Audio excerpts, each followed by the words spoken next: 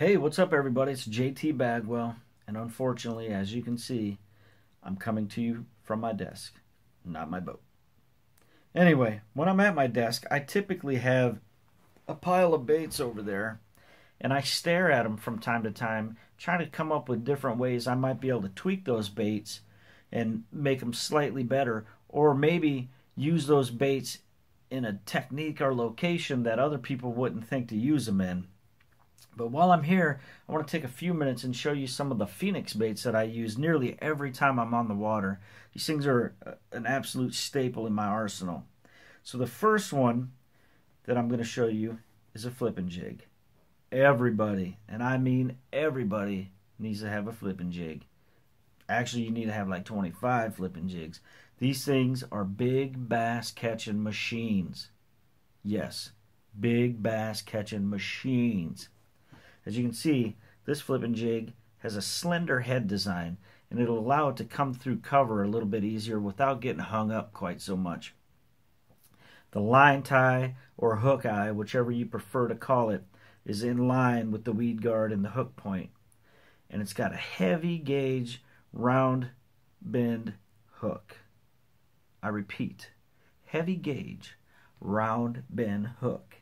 Very, very important for getting a good solid hook set, because you're going to throw this stuff in some nasty heavy cover. Throw it up in brush piles, lay downs, throw it up next to docks and fish it along the dock posts, stump fields. You could flip it in holes in vegetation. Just a big fish catching machine. So I'm telling you, definitely get some of these. But most of the time, as long as there's a little bit of a little bit of color on the water, I will throw this on 50-pound test braided line. Now, if it's got hardly any color or it's gin clear, I'm going to switch and I'm going to use 15 to 20-pound test fluorocarbon or monofilament line. That line, I feel, is a little less visible to the fish when that water's a lot cleaner. But again, you have to have a Flippin Jig or 20. It's a must. Next on my list of baits to show you is the casting jig. Very similar, slender head design, but I'm going to throw this in more of an open water finesse type of jig fishing. So I'll cast and crank this next to weed lines or seawalls or things like that don't have quite so much cover, like you would with the Flippin Jig. And again, that slender head design allows it to come through that stuff without getting hung up nearly as easy. But if you look, the line tie on this one, or the hook eye, is perpendicular to your weed guard or your hook point. Also, it has a medium gauge wire bend hook. So, again, I'm not going to throw this one like I would on the other one on 50-pound test braid. I'm going to downsize, and I'm going to throw this on 12 to 14-pound fluoro or mono line. Again, it's just more of a finesse technique versus the super power technique of the Flippin Jig. Next, we've got the football head. The football jig gets its name from the shape of its head. Yes, it looks like a football. Now, I don't throw this one nearly as much as I do the other jigs, because I'm only going to use this one where the bottom is rocky, whether it's rip, rap, chunk, rock, pea, gravel, whatever it is. If it's rock, I'm going to throw a football jig.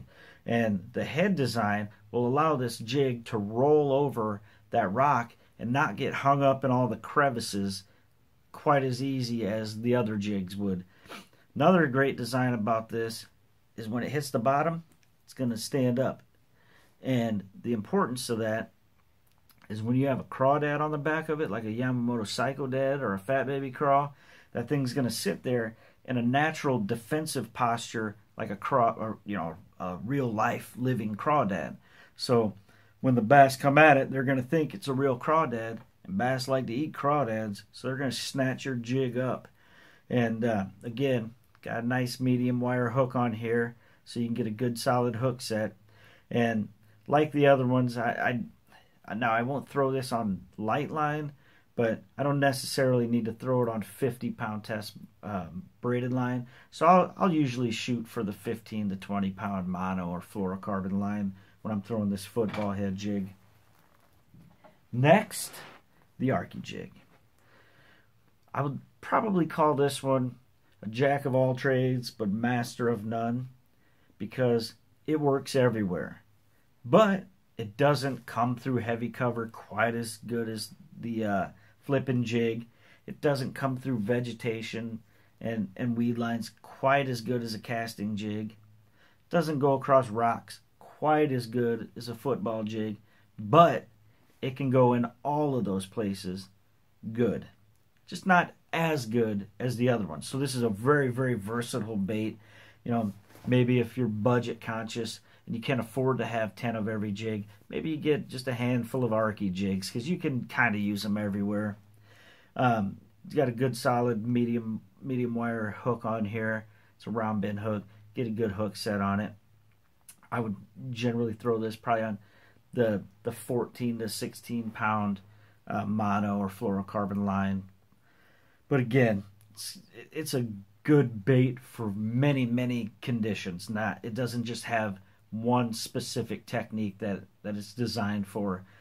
You can use it, you know, for a broad spectrum of covers and techniques.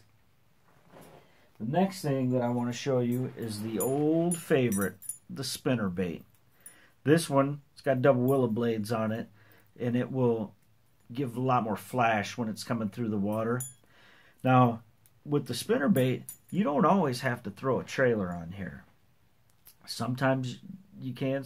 Maybe the fish don't want a trailer. I've caught many, many big fish without a trailer. I've caught many, many big fish with a trailer.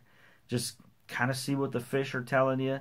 If you're not getting it without a trailer, throw a trailer on there. I like to throw a 4-inch Yamamoto swim Senko on the back of there. Gives it a lot of action off the back end of the spinnerbait. And now, in contrast to this double willow blade, I like to throw a single Colorado blade. You know, a big Colorado blade on the back. You can slow roll that thing, and the Colorado blade gives it a little more lift to keep that bait off the bottom. And you know, you can use it in a lot of conditions, or a lot of water depths even. You know, you can crank it a little bit faster through the shallow water, or slow down and let it run through some deep water. But again, the blades provide some flash, and you don't always have to have a trailer on there. You don't always have to have a trailer hook either. But most of the time I'll throw this along laydowns, or along grass lines, or along docks, or maybe it's a ledge, and so I'll switch and throw a single Colorado blade along a deep ledge. But again, you know, a lot of people retired these baits when the next bait that I'm going to show you came out, but it's a mistake. Don't retire your spinner baits. These still work great, and they still catch a lot of fish, and you still should own a whole bunch of them. The next bait that I'm going to show you is the one that kind of sent the spinnerbait into retirement for a little bit. It's the Phenix vibrator jig. So you can see it's got this blade off the front of the jig, and it goes back and forth in the water as you crank it, and it'll vibrate the crap out of your rod tip. You're sitting there shaking like you got something wrong with you.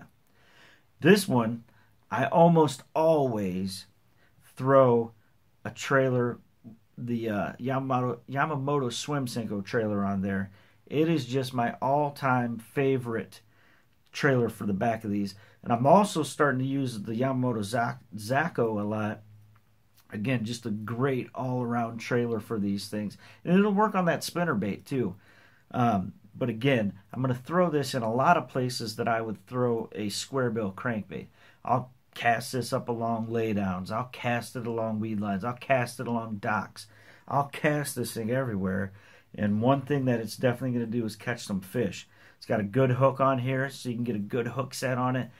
You don't lose a ton of fish on here.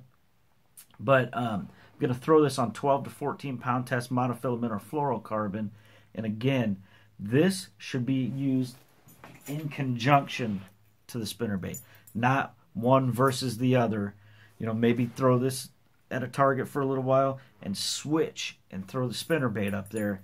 They have a little different movement coming through the water, a little different presentation, but one thing they have in common is they both catch fish. So definitely own both of them. Don't use one over the other. Use this in conjunction with this, or this in conjunction with that. Together, they're just a fantastic combination. You can get all of the baits that I just showed you at phenixbaits.com. And again, that's PHENIX baits.com. Make sure you check them out on social media. And always check me out on social media at Bagwell Fishing. And make sure you subscribe to my YouTube channel. Until next time I get out on the water, I'm reporting to you live from my desk. Get all the baits that I just showed you from Phenix Baits today. See you guys.